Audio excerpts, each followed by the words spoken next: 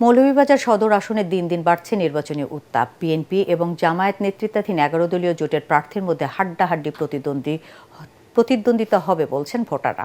তবে বেকারত্বের হার কমাতে, কর্মসংস্থান সৃষ্টি এবং চা শ্রমিকদের সুন্দর ভবিষ্যৎ নিশ্চিতে নানা প্রতিশ্রুতি দিচ্ছেন প্রার্থীরা। মৌলভীবাজার থেকে ফিরে রিপোর্ট করছেন মনির হোসেন তপু। ভূমিকম্প সহনীয় মোস্ট ডিউরেবল দেশের প্রথম থার্মেক্স রড সালাম স্টিল। সালাম স্টিল বোঝে ডিউরেবিলিটি। সালাম স্টিল, মোস্ট ডিউরেবল স্টিল।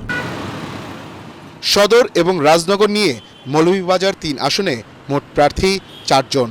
এখানে ধানের শীষের প্রার্থী সাবেক অর্থমন্ত্রী এম সাইফুর রহমানের ছেলে এম নাসের রহমান।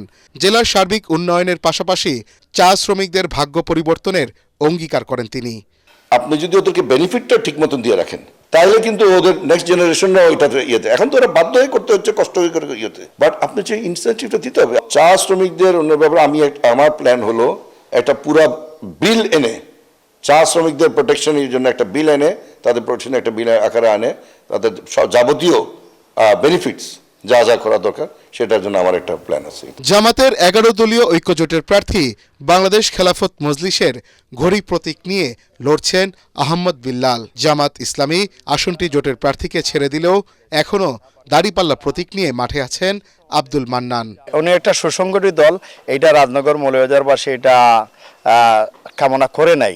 মাঠে আজকে প্রচুর জবাব দিতে হচ্ছে। আপনি 11 দলের প্রার্থী দেওয়ালগড়ির, এখানে দেখলাম পাল্লাও মাঠে আসতেছে, কি জবাব দিব?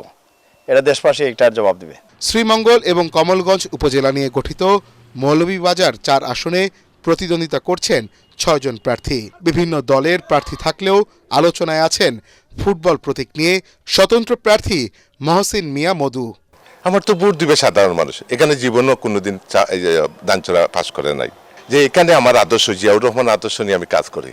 এই আদর্শে আদর্শিত হইয়া মানুষ আমাকে ভালো পায়। বিএনপি থেকে সদ্য বহিষ্কৃত এই নেতা একাধিকবার শ্রীমঙ্গল পৌরসভার মেয়র নির্বাচিত হয়েছেন। মনির হোসেন তপু, এটিএন বাংলা, মৌলভীবাজার।